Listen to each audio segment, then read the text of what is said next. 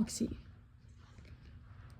The thing that everybody says is that he really never existed and Fazbear Entertainment was thinking about making him. I'm actually not sure about that one, but anyways, this is what I think happened. So, Foxy was the original daycare attendant. Now, it does seem pretty crazy of why I think this, but I have evidence of why.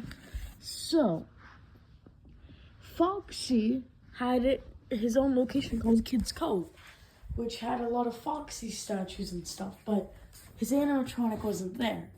Now, I have a reason why it isn't there anymore. So, Foxy used to be the daycare attendant of Kids Cove, right? So, if he did, now, so you might be thinking, no, he wasn't. But I have proof that he really was. Because there's many reasons why Foxy could have been the original daycare attendant. And it kind of makes sense because in previous games of like FNAF 1 or 2, Foxy is really just known of entertaining kids like in his own little Pirates Cove area. So it kind of makes sense of how Foxy would be the daycare attendant. Now, I think this because I don't know if okay, I forgot what I was saying, but anyways, Foxy is the original daycare attendant because obviously of Kids Cove. Also, some kids, they like pirates, right? And Foxy had a lot of movies coming up because of the posters that we see. Also, he had a lot of statues. So, and here's the question that everybody's asking for. Why was Foxy not in Security Breach and Ruin? Now, this is my evidence. So, this was really a private investigation of why Foxy wasn't there. Like, for Bonnie was like, he had like his own messages and stuff like that. But Foxy didn't have that because Foxy's reason was more darker than we think. See, Foxy was known for his hook.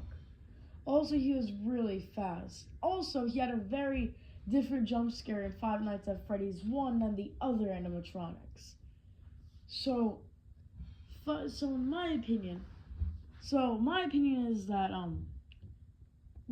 this is a bit off topic, but we all have a lot of evidence of why monsters right? Now, what if another animatronic planned to kill Foxy? Who could have done that? Now, some people would be thinking right now, oh, it's Roxy. But no, it's not Roxy. Because from a lot of evidence that we have, Roxy's been an original band member. So it wasn't Roxy. And so that means how would have Foxy been eliminated? Here's the thing. He wasn't.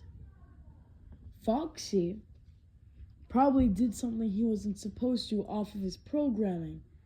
He might have been harming the kids, I don't know. But he could have done something that really startled Fazbear Entertainment out of money and of the lawsuits. So, Foxy might have done this really bad thing, so they had to shut down Kids Cove and they took away Foxy. They tried to wipe him out as much as they can, but they still had some Foxy stuff remaining, like for Bonnie. So, instead, they built the bigger daycare for Sun and Moon, the two daycare attendants that we see in Security Breach and Ruin. But here's the thing. This is another theory. If Foxy wasn't ever the daycare attendant, then why was the doors to the daycare literally in Kids Cove? See, they rebranded Kids Cove. And why would Fazbear Entertainment do this? Well, they were about to do that with Bonnie Bowl, but they didn't. So, I think that they made Sun and Moon to replace Foxy. So they made a bigger daycare for them to be like a new upgrade. Now, but so that covers up that for a little bit. But one more thing I need to say. What animatronic covered up Kids Cove? Because since Foxy's now out of the picture, who was in charge of Kids Cove?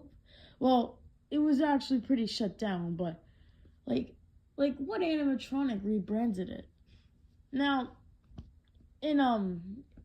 really nobody rebranded Kids Cove after Foxy because even though they still had a lot of Foxy stuff there, still Foxy wasn't the main attraction anymore of Kids Cove. Even though it looked like he was, they just probably did not want to spend a lot of money on taking away everything. So they had to put another animatronic there. Now, even though in the games really nobody has in charge of Kids Cove, but I think Sun and Moon rebranded Kids Cove. Now, one reason why I think that is because there's an entrance to the daycare from Kids Cove.